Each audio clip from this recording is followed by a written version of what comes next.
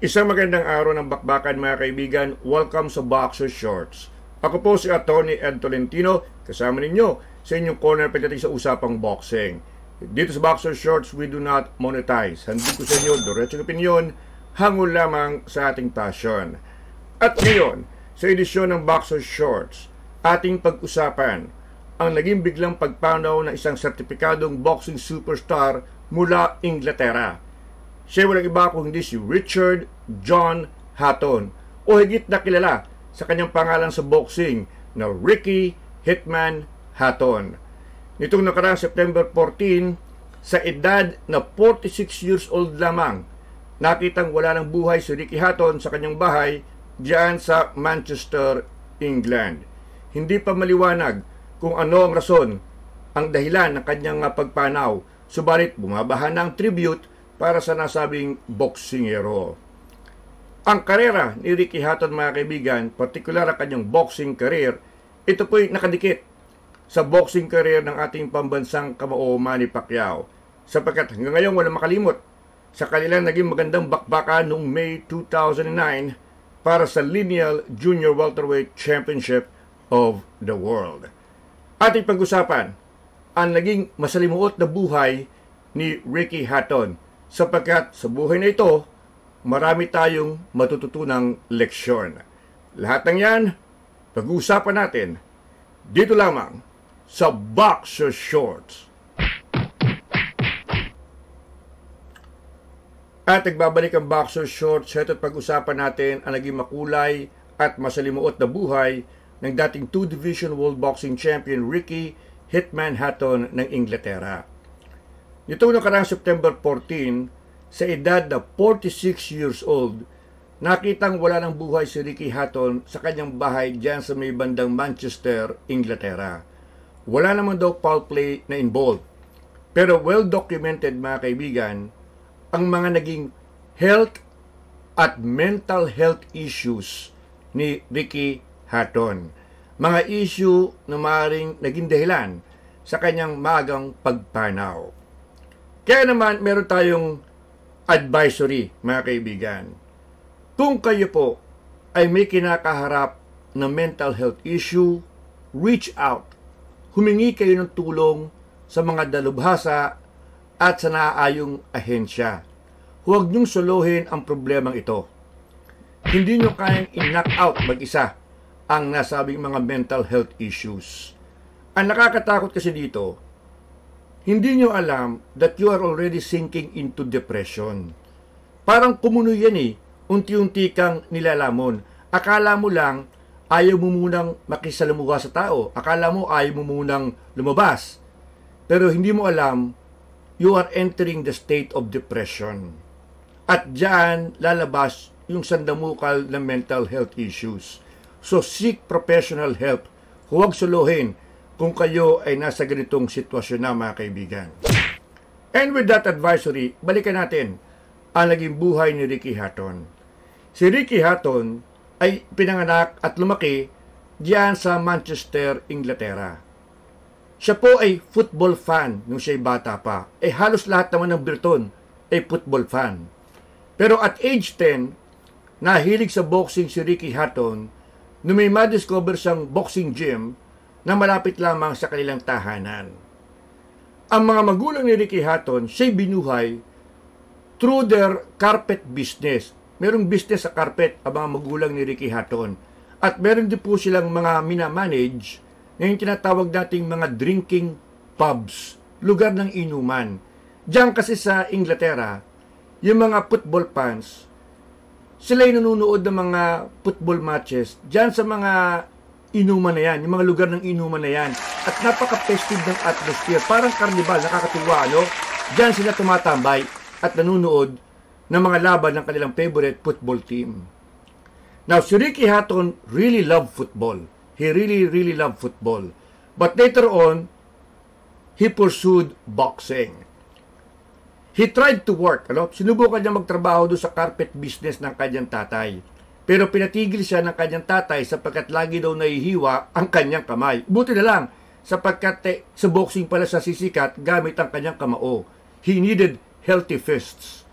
As an amateur boxer, Sandali lang sa amateur boxing si Ricky Hatton sapagkat na-disillusion siya sa politika. Hindi niya nagustuhan ng politika sa amateur boxing. Dagdag pa niya, hindi naman na-appreciate sa amateur boxing yung kanyang body punching style. Hatton was a very good body puncher.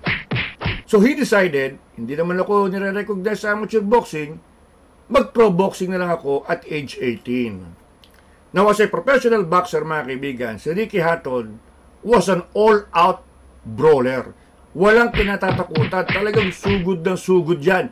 Kahit tamaan mo yan, papasukin at papasukin ka, gugulpihin ka niyan. Now, he was known as the Hitman. Saan ba galing yung nickname na yon? Ayon kay Ricky Hatton, ang Hitman ay hango sa nickname ni Thomas Hitman Hearns, the dating multi-weight division world champion at pinakakilalang hitman sa professional boxing.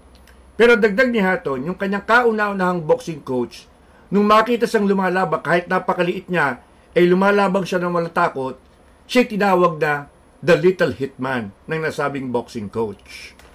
Now, as a professional boxer, si Ricky Hatton ay naging world champion sa junior welterweight, 140 pounds, at welterweight division, 147 pounds. Una siyang nakilala noong 2005 nang kanyang i-TKO si Kostya Tszyu para sa IBF Junior Welterweight o Super Lightweight Championship. Underdog si Hatton sa laban na yon. Pero ginulpi niya si Kostya Tszyu hanggang sa umayaw si Kostya Tszyu. So doon siya unang napansin. Una siya umani ng tagahanga with that very huge victory over Kostya Tszyu. And then later on, naging kampiyon din sa welterweight division itong si Ricky Hatton. Pero pagdating ng 2007, nagkaroon ng unang lamat ang record ni Ricky Hatton. He absorbed his first professional loss nang siya ma-TKO in 10 rounds ni Floyd Mayweather Jr. in a battle for the WBC Welterweight Championship. Maganda pinakita ni Hatton. In fact, naalog pa nga niya si Mayweather early in the fight. Pero nung ma-figure out na ni Mayweather yung kanyang style, na-dissect na ni Mayweather, yun, na-TKO si Hatton in 10 rounds. Now, after that fight, sabi nga nila, the first cut is the deepest. Nag-sink into depression itong si Ricky Hatton. Nalungkot siya kasi napahiya siya sa kanyang mga tagahanga na pumunta pa sa Amerika para panoorin siya at nalasap niya ang kanyang unang pagkatalo. Pero mas lalong lumala ang depression ni Ricky Hatton 2 years later in May 2009 nung siya'y bugbugin at patulugin in 2 rounds ni Manny Pacquiao sa kanilang laban para sa lineal junior welterweight o 140-pound championship. Talagang knockout ito, knockout cold ni Pacquiao itong si Ricky Hatton. Sabi ko nga sa aking komentaryo noon yung pagkaka-knockout ni Manny Pacquiao kay Hatton, parang naghiwalay yung kaluluwa ni Hatton sa kanyang katawang tao. Ganun kabrutal yung knockout ni Manny Pacquiao. And because of that loss, pangalawang talo lamang niya, lalong lumala yung depression ni Hatton. And he started drinking heavily. Dati na siyang umiinom, pero nadoble yung kanyang toma. And he started experimenting with drugs, particularly cocaine. So lumala na ang kanyang problema after the fight with Pacquiao. In 2010, he started rehab. Pasok-labas na siya sa rehab. He never fought again until 2012 nung siya bumalik, pero na-knockout din siya sa laban na yon. And he never was seen in a boxing ring again. Although nagkaroon siya ng exhibition kay Marco Antonio Barrera. But in July this year, inanunsyo ni Ricky Hatton na babalik siya sa boxing this December at age 47. Kasi October ang birthday niya So 46 siya, dapat magpa-47 siya in October and then by December babalik siya sa boxing.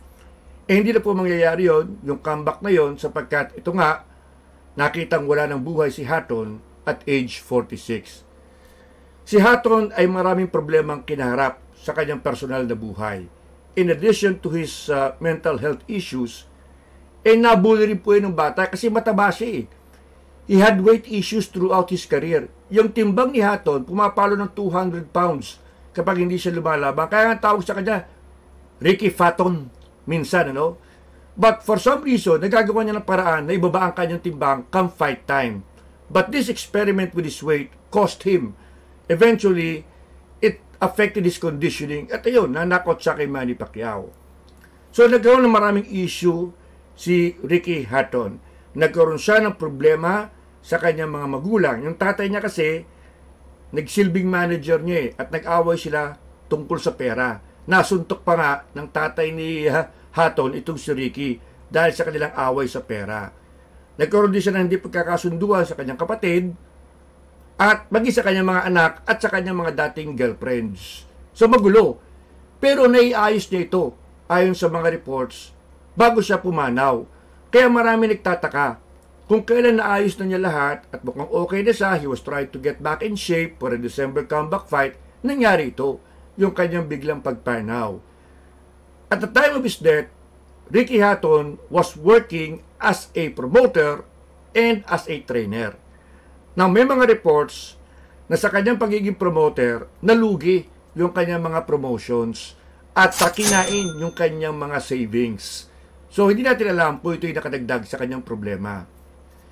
But there is no denying, mga kaibigan, that at the height of his career, Hitman Hatton was the most popular boxer doon sa Inglaterra. Ibang klase yung followers niya.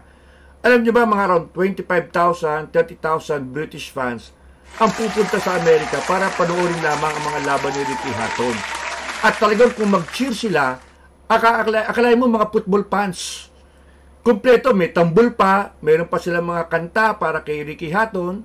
Ay, yung mga kantang, "There's only one Ricky Hatton." Ang galing, Para talagang mga football fans sila, sapagkat talagang they really followed Ricky Hatton. Kaya ang bigat ng pressure dito kay Ricky Hatton. Naramdaman daw niya talaga ang pressure at eventually bumigay nga siya.